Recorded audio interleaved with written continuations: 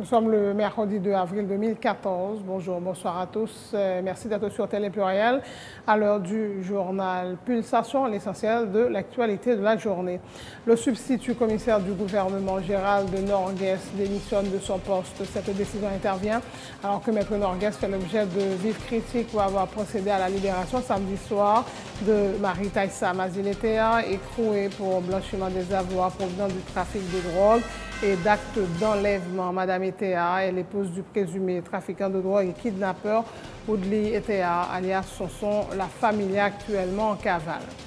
La Chambre des députés a voté mardi soir à l'unanimité l'amendement de la loi électorale. Les agents exécutifs intérimaires ont 15 jours pour démissionner de leur poste à partir de la date de la publication de la loi électorale afin de pouvoir participer aux élections.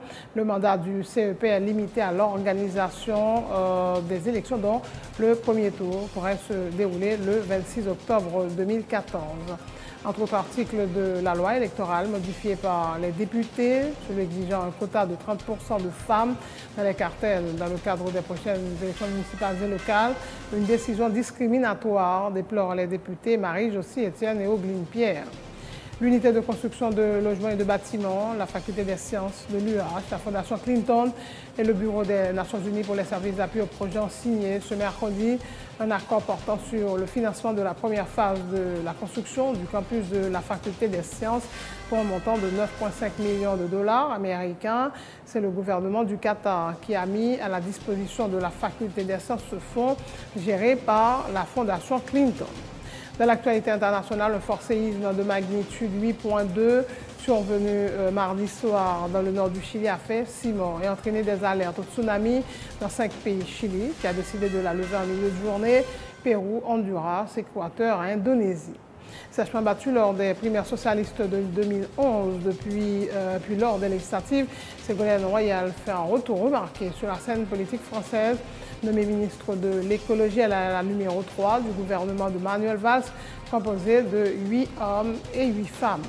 Le Paris Saint-Germain qui a battu Chelsea 3-1 et le Real Madrid vainqueur du Borussia Dortmund 3-0 ont pris une option sur la qualification dans le dernier carré de la Ligue des Champions à l'issue des quarts de finale aller disputés ce mercredi. La FIFA interdit le FC Barcelone de transfert pour la prochaine saison pour des infractions relatives au transfert de 10 joueurs mineurs. Le Barça écope également d'une amende de 450 000 francs suisses. Voilà, mesdames et messieurs, pour le menu du journal.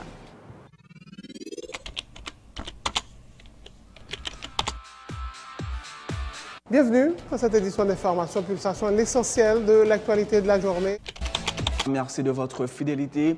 Bienvenue dans ce premier numéro de Pulsation Week-end.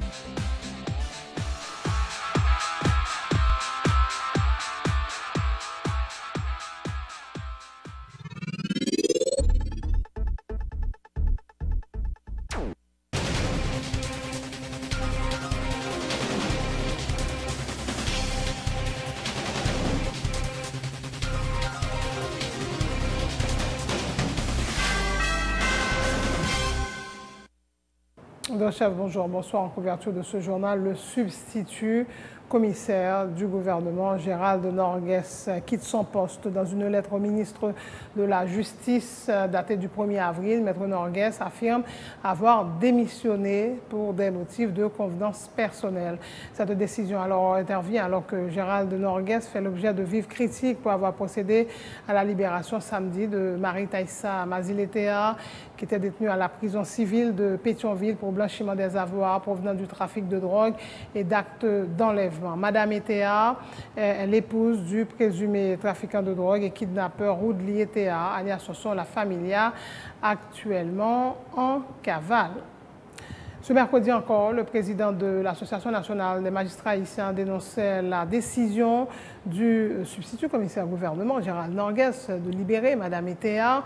Un véritable scandale, a indiqué Maître Durin-Duret Junior, soulignant que le parquet ne peut intervenir dans un dossier en cours de traitement au cabinet d'instruction. A souligné le juge Durin-Duret Junior. Il conseille à Mme Etea de se constituer prisonnière pour que la justice puisse se prononcer en toute sérénité sur son cas. Ça que fait là, samedi soir là, je vais arriver joindre. Bon, je suis contenté de me dire son brigandage. Il y a un brigandage sur toute forme d'aide qui arrive dans le système, non? Parce que ce sont des sans précédent qui fait. Nous ne pouvons pas attendre ça. Côté, un juge d'instruction a instrumenté son dossier, il met un mandat de dépôt pour un substitut qui n'a aucun droit, qui la loi n'a pas de compétence pour ça, pour entrer dans le dossier, pas pour lui, pour prendre une décision pareille. Son violation flagrante de la loi liée, et un acte comme ça, il crée un très mauvais précédent dans le système. Il caractérise tout comme un empiètement pour voir exécutif la sous judiciaire là. Pour quelle raison son empiètement là? C'est parce que substitut c'est un agent de l'exécutif auprès du judiciaire. Le monde qui bénéficie de libération sous forme ça, que vous qualifiez d'évasion, parce que les fait hors des cas prévus par la loi, je pense et il est dans une situation difficile. D'abord, pas gagner dit au courant de ça qu'a fait là, parce que il y en dedans, s'il en dedans, et me pensais qu'il n'est pas au courant de ça qu'a fait là. Bon, il bénéficie, et le bénéficier tout pas gagner tout, parce que les vinyles, ouais, mon cap mettre le dehors, ce sont des autorités de la justice. S'il pas un professionnel du droit, il pas connaître que c'est un bagage illégal. Mais à partir du moment que le dehors, il tend de tout scandale ça fait, je pense que Mounza lui-même a constitué peut-être les prisonniers de bonne foi, côté pour trancher sous Cali, selon la loi, parce que les accusés, pas gagner, l'ont inculpé, pas gagner de coupable. Donc il fait pourtant de rassembler maximum de preuves possibles. Si mon citoyen n'est pas coupable, que on non-lieu, et si il n'y a pas suffisamment d'indices, que on non-lieu, si juge là lui-même jugé bon dans cas ça là-bas si son ordonnance de renvoi, c'est juge qui est compétent. Là-bas donc trois cas ça est toujours possible dans le cadre d'instruction.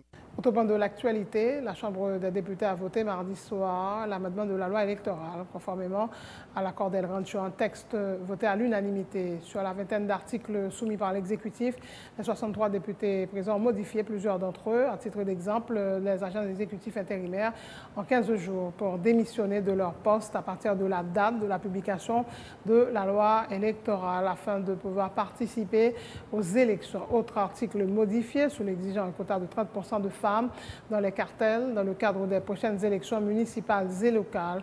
Les parlementaires ont par ailleurs décidé de limiter le mandat du CEP à l'organisation des élections dont le premier tour pourrait avoir lieu le 26 octobre 2014.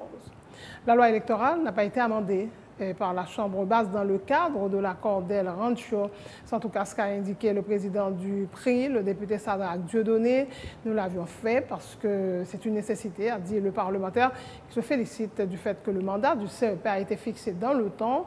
Le Conseil électoral a pour mission d'organiser cette année les élections pour le renouvellement des 2/3 du Sénat, de la Chambre des députés et des municipales. Dans le cas contraire, le collège sera automatiquement caduc, a-t-il souligné. Pour ce qui est du quota de 30% de femmes dans l'administration publique, le parlementaire précise que si la participation des femmes aux prochaines municipales est vivement encouragée, elle n'est pas une obligation. Nous ne sommes pas liés par l'accord. Et si nous amendons la loi électorale là, c'est parce que la loi électorale là, il n'est pas découlé de l'accord à lui-même. La loi électorale est antérieure à l'accord. Puisque la loi électorale là, il était mérité pour nous amender, il y a des erreurs qui étaient glissées dans le vote, eh bien, la Chambre des députés l'y amendé, mais ce n'est pas en application de l'accord d'El Rancho. La Constitution prévoit un quota de 30% de femmes dans l'administration publique, mais pas dans le poste électif. Nous corrigeons ça. Aussi, nous dit la présence de femmes au sein des cartels est vivement encouragée. Mais il n'y a pas une obligation pour les partis politiques de mettre les femmes dans le cartel, puisque vous ne pouvez pas une femme pour mettre dans le cartel. Ou pas acheter une femme, ou pas forcer une femme, ou pas faire violence sous femme pour les candidats. Ça a mérité corriger. Nous limiter aussi et limiter mandat organisme qui a réalisé l'élection dans le temps. Nous disons qu'il y a un mandat pour réaliser l'élection année ça pour les 2/3 du Sénat, pour le renouvellement de la Chambre des députés et pour les collectivités territoriales. Si au moins premier tour n'est pas organisé année ça, automatiquement le mandat de l'institution électorale prend fin automatiquement. Pour les agents intérimaires, nous acceptons pour aller dans l'élection parce que ce n'est pas tout à fait constitutionnel. Et Cependant, il y a bien pour eux démissionner 15 jours et au plus, 15 jours au plus, et après la publication des amendements. Et 15 jours aussi, après au film démissionné, ils ne sont pas capables de poser aucun acte qui engageait mairie. Le député Marie-Josie Etienne et Ogline Pierre déplorent la décision de leurs collègues de modifier l'article de la loi électorale qui rendait obligatoire la présence d'au moins 30% de femmes dans les cartels municipaux. Il s'agit d'une décision discriminatoire, ont-elles déclaré, demandent aux sénateurs qui vont plancher sur le texte de corriger, je cite, cette injustice faite à la gente féminine. Même femmes d'un pays, puisque la Constitution a demandé à ces lois mère pays nous, et loi mère pays a nous droit minimum 30% qu'à participer en dans décision pays, quel que soit ça nous tendez, ça pas doit paniquer nous parce que la Constitution a demandé à nous à qui ça déjà. Cependant, m'a demandé Sénat République là, qui toujours fait preuve que il remet, c'est pas remet parce que son droit, il d'accord, doit nous gagner, il te ban, il te aide nous joindre. N'a demandé ça qui passe dans la chambre députés, c'est pour sénateurs pour les femmes dans le pays d'Haïti, dans le pays d'Haïti, contraire à la décision qui prend hier soir là. Son décision qui est discriminatoire, qui est illégale parce que il pas appuyé et ça dit dans la Constitution amendée. Moi, je crois dans le sénateur, il faut corriger l'erreur chambre député à faire. Je pense que quand même, il n'y a pas besoin de mesdames seulement pour mesdames chef campagne, il n'y a pas besoin de mesdames seulement pour utiliser leurs besoin, mais il y a besoin de mesdames pour venir entrer, pour faire politique dans le pays. Parce que là, il y a plus de femmes dans la politique fait autrement. C'est-à-dire que je encourage mesdames pour intégrer plus dans la politique, pas prendre pression les messieurs, pour venir faire politique. Si tu as plus de femmes dans la chambre député, je suis certain, c'est nous trois seulement combattre ça là, nous trois femmes là. Malgré que 5, il y a 2 contre 3. Mais quand même, force voix nous petits, force nous petits, avant pile garçon en majorité. Mais si mesdames yo croisé point yo pas veulent venir dans la politique là pour venir aider nos batailles, laisse nous même garçons a toujours passer droit nous en papier. Pendant ce temps, Constitution 1987 là te ban nous droit nous.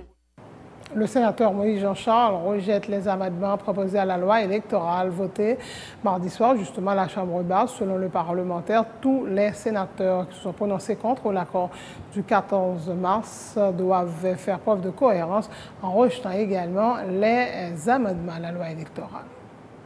Nous avons le travail pour nous-mêmes au niveau Sénat du temps, comment nous sommes déclarer l'irrecevabilité de la loi ça.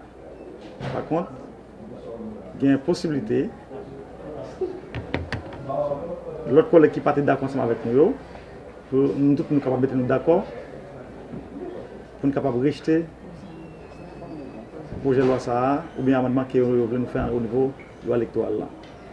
Si nous-mêmes nous ne pas mêler dans le dialogue là, si nous-mêmes nous ne sommes pas d'accord avec l'accord, nous ne pas comment nous sommes capables de dire tout, on a le travail sur l'amendement de la loi électorale. Je regrette en pile. Il y a un seul député qui compté sur eux. Comme pour qu'on ait auto, je ne sais pas pour quelle raison. Et il y a un peu de déclaration que tout l'ensemble sénateur a fait. Il semblerait qu'il y ait aussi une question à quoi ça, question de dialogue là. Il faut voir qui ça cache derrière deux bagages. Son danger pour le pays, je garantis, amendement ça nous peut le faire au niveau de loi électorale là, ou bien proposer nous allons prendre nous jeter dans la poubelle. Qui donc peuple haïtien, même si nous avons député en voté à l'unanimité, voté, mais nous-mêmes nous avons rejeté et nous garantit question ça, je dois déposer jeudi ou demain, mais le pape gagne suivi au niveau Sénat public. Je m'attends alliés naturels nous venir pour nous capables de concerter ensemble. Je garantis. Même si tu as déposé l'ici, il n'y a pas de suite nécessaire. Et le gouvernement, ça, est lié à la question de la loi électorale, n'a pas là. Si nous ne pas poser le gouvernement, c'est là où nous avons. On nous dit que nous pas dans la question du gouvernement. Parce qu'on dit, on peut voter loi électorale. Il faut nous courir à tête, non?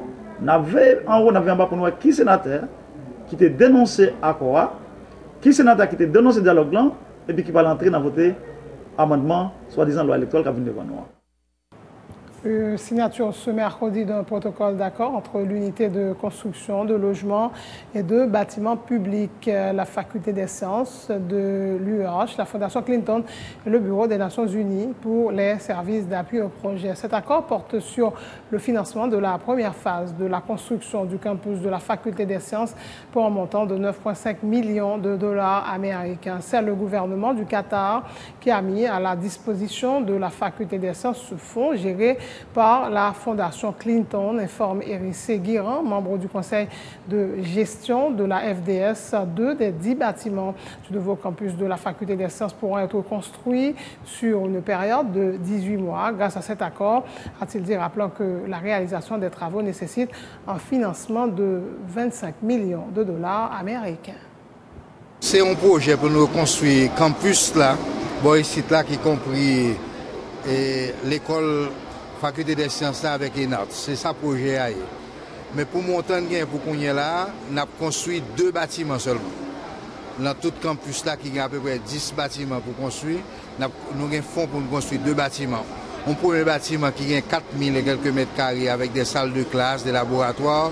Un autre bâtiment de à peu près 1400 mètres carrés qui a des salles de classe, des laboratoires, des bureaux pour des professeurs. Donc c'est ça, nous relais phase 1. Cap fait sous site côté noué qu'on est là, cap fait sous site côté noué qu'on est là, l'angle rue La Réunion et rue Joseph Janvier. C'est là la première phase de construction a fait. Deuxième phase de construction a occupé site côté noué qu'on a occupé tout site là. Mais nous pas aucun fonds pour ça. Troisième phase là a occupé tout bloc là, y compris les NARS. Les NARS fait partie de campus là. Quel élément dans le bâtiment ça? Laboratoire, salle de classe? Laboratoire, salle de classe, bureau des professeurs, bureau association étudiants, et bien ça. Et l'estimé à peu près maximum 18 mois, parce que ce n'est pas méthode de construction qu'on va le prendre, il y a essayé de faire le vite. Première pierre, nous espérons que nous allons faire d'ici maximum 3 mois. Parce qu'il faut étudier la fête. Et puis nous avons une destruction de bâtiments qui préexistaient pour nous faire tout. Financement pour le travail ça? Bon, pour le travail ça, nous recevons un fonds de Qatar qui montait 5,5 millions de dollars qui passait à travers la Fondation Clinton, Cap Géré. Et Cap Géré, les finis Cap gérer les finis pour construction en fait. Son projet qui montait tout trois phases à peu près 25 millions de dollars. OK? Et l'argent aujourd'hui, à combien d'étudiants en fait de ces Nous, à peu près 650 étudiants. Dans plusieurs programmes, dont nous avons un programme de formation à distance. Nous avons à peu près une centaine d'étudiants là-dedans et 650 étudiants à plein temps sur le campus là. En termes de capacité d'accueil que nous espérons? Bon, le premier bâtiment, c'est une capacité d'accueil de 800 étudiants. Le total, à la fin, on a passé à 1500. La Fondation Clinton entend travailler avec tous les acteurs impliqués dans la réalisation du projet. En vue de sa pleine réussite, a indiqué Laura Graham, qui a représenté la dite fondation à la signature du protocole d'accord. Elle a également salué l'engagement du président Michel Martelly et du chef du gouvernement Laurent Lamotte en faveur de l'éducation et d'y croire que le nouveau campus de la Faculté des sciences profitera tant aux étudiants actuels de cette entité de l'UH qu'aux générations futures.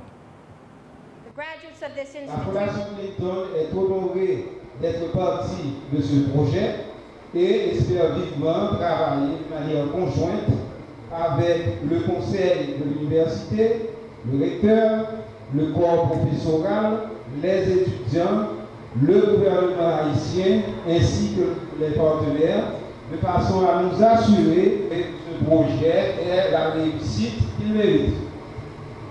J'aimerais aussi faire remarquer l'engagement du président Martelly et du Premier ministre Lamotte dans l'éducation en tant que priorité dans leur mandat. Aussi, la signature de cet accord marque le début d'un projet important qui, à la fin, non seulement bénéficiera aux étudiants actuels, mais continuera à exercer un impact sur les générations futures de jeunes Haïtiens brillants pour les années à venir et pourra servir comme un pilier dans l'effort de reconstruction.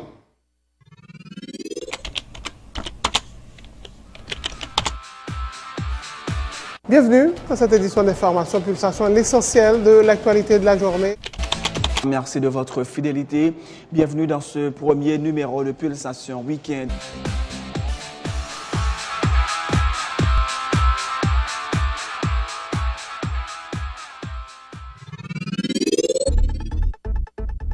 Et voilà, c'est la fin de ce journal. Le rappel des titres avant de prendre congé de vous.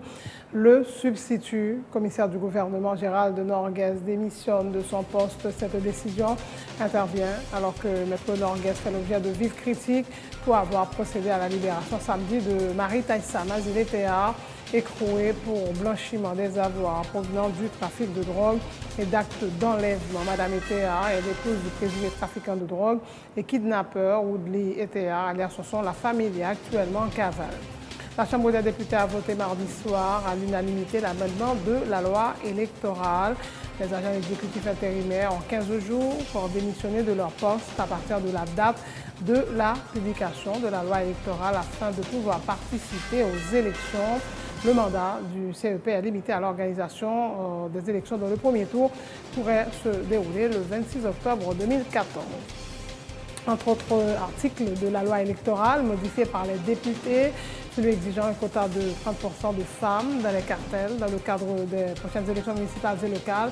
Une décision discriminatoire, déplore les députés Marie-Josie Etienne et Ogline Pierre. L'unité de construction de logements et de bâtiments publics, la faculté des sciences de l'UH, la Fondation Clinton et le Bureau des Nations Unies pour les services d'appui au projet ont signé ce mercredi un accord portant sur le financement de la première phase de la construction du campus de la faculté des sciences pour un montant de 9,5 millions de dollars américains.